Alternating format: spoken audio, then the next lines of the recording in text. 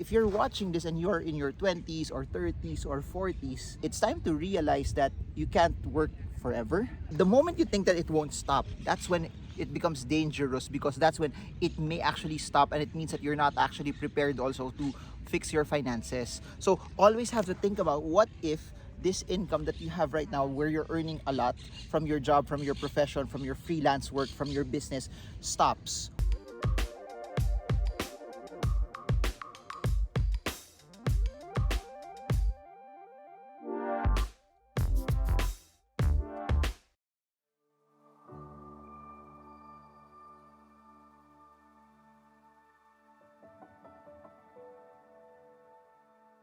Hey guys, so I want to talk about the topic, when should you stop working? And a lot of people have pegged that also as retirement. A lot of people also have pegged retirement as a function of, you hit 60 years old, or also your pension starts to kick in. That's when you get to be retired. So it's always been under the context that retirement is based on how old you actually are, and you just want to rest and stop working anymore. Let me give you a paradigm shift, that retirement is not a function of age, but it's a function of capability. It's a function of how prepared you are in terms of how you lived your life, especially when you were younger. Please do remember this, that preparation time is never wasted time.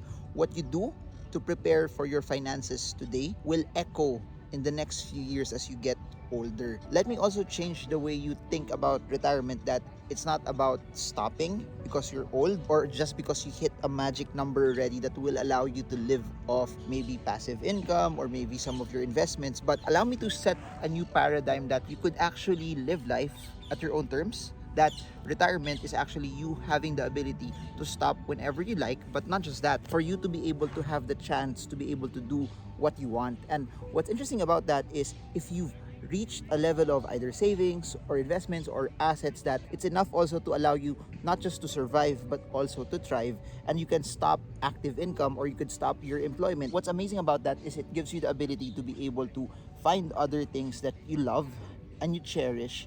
And either if that thing that you love and you cherish is something that you are super passionate about, or it's something also that you love but it's also income generating. That's what a lot of people don't see, that when you have the ability that you're not anymore just working for a paycheck, you're not just anymore working to live, you get to focus on the things that you love. And sometimes when you focus on the things that you love, those are the things also that generate income for you, and there's nothing actually wrong with that. The best place, the greatest sweet spot where you want to be, is you find a job, a profession, a business, an investment that right smack in the middle of the things that you're passionate about, the things that you think you're actually good at, the things that you know are in line with your calling, and the things also that you know is making a difference in the world around. When you find that sweet spot and then you start earning from it, then it becomes interesting, then it becomes amazing, because it doesn't feel like you're working. It doesn't feel also like you're in a 8 to 5 job. It feels like you're just exploring your passions, but in the same way, it allows you to also generate income. It allows you also to find a way on how you can actually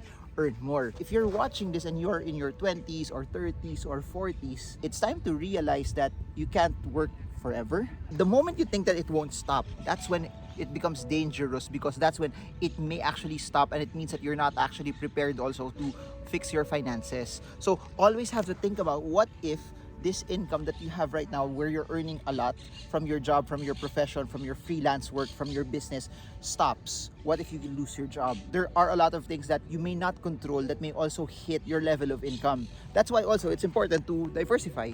It's important to put it in unrelated investments that are not connected to where you're putting your money, that if one goes down, you have several also that could pick up the slack. It may not be as good as your initial bread and butter, but it will keep you afloat. It will give you a chance to maximize also what you have. One thing that's so interesting and that's also so real to me, you have to realize that if you're in your 40s, or at least nearing your 40s, like me, I'm nearing my 40s, that you'll only have like 20 plus years of really massive productivity, then you hit senior citizen age. What does that mean? That's a realization that you need to double down to save as much as possible. But in the same way also, in my opinion, you have to figure out also what are the things that you need to do also, or the things that you want to do, because you're in the prime of your years. You don't want to waste also the prime of your years not enjoying life, not doing things that make you feel alive, not doing things that allow you to have a very full understanding of where you want to be. If there's one thing that we've realized from this entire lockdown COVID-20 debacle, is that life is too short. It's fun to save, it's fun to invest, it's fun to have spreadsheets and have goals also,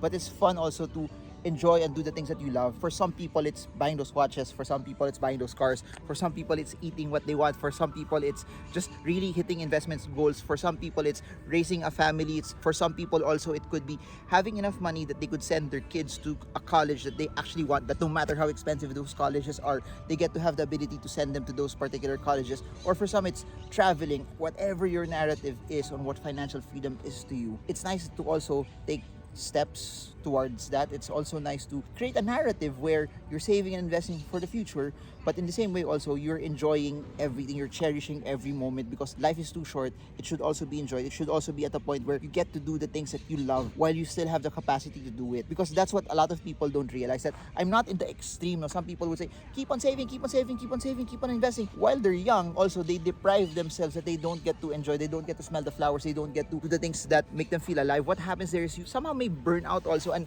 you may regret it, that you wasted the prime years of your life not also enjoying. It's nice to be in the middle where you have a certain portion of what you do that you are saving and investing, but it's also nice that while you're doing that also, you're also doing the things that make you feel alive, doing the things that you're passionate about. If it's highly connected to a business maybe that you want to start, then it's even better, because it gets you a chance to be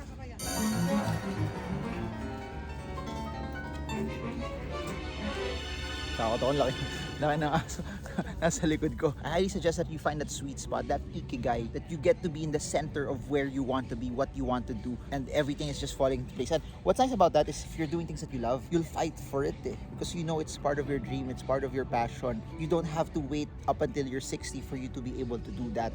So when people say that you wait for 60 to retire, you don't have to do that. What you need to do right now, if you're in your 20s, 30s, 40s, do the things that you love. Do the things that you're passionate about. Do the things that excite you. It shouldn't just be motivated by how much you earn. It shouldn't just be motivated by how much money you could actually make. But it should be motivated on, is this taking you to the direction that you want to go? Is this taking you to a point where you're enjoying every single day of your life? And in the same way, you get to save and you get to invest. If you find a business or investment or something that's in your profession that's in line with that, then that's the greatest sweet spot ever. If you are in a point also that right now that you're not enjoying your job, first things first, you need to be faithful where you are. If it provides the meals, if it keeps the electricity on, you slug it out, you fight for it. But in the same way, on your free time, try to think of your exit plan. Try to think of your strategy on how you can actually generate more, earn more, so that you keep that fixed amount, so you have something that will allow you to get out later on, or something, a passion project that will also earn for you.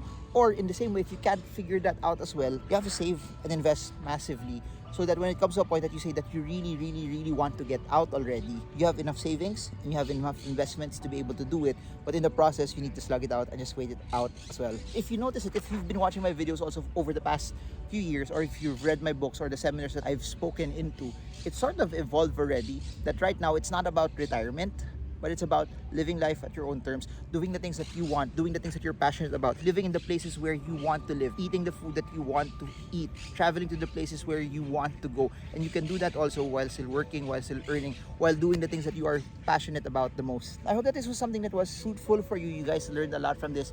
I hope that this was something that was also good. The heart of this channel is not just to teach you how to save and to invest and to talk about a lot of these investment principles, but to also allow you to live life balanced to the full, so that you live it till it overflows. Because life is too short not to save, not to invest, but life is also too short that you don't get to invest and to enjoy the things that are going on in your life as well. That's it for now. Marvin Germo. I hope this video helps you trade well, trade strong, trade smart. See you all again soon, and God bless you all.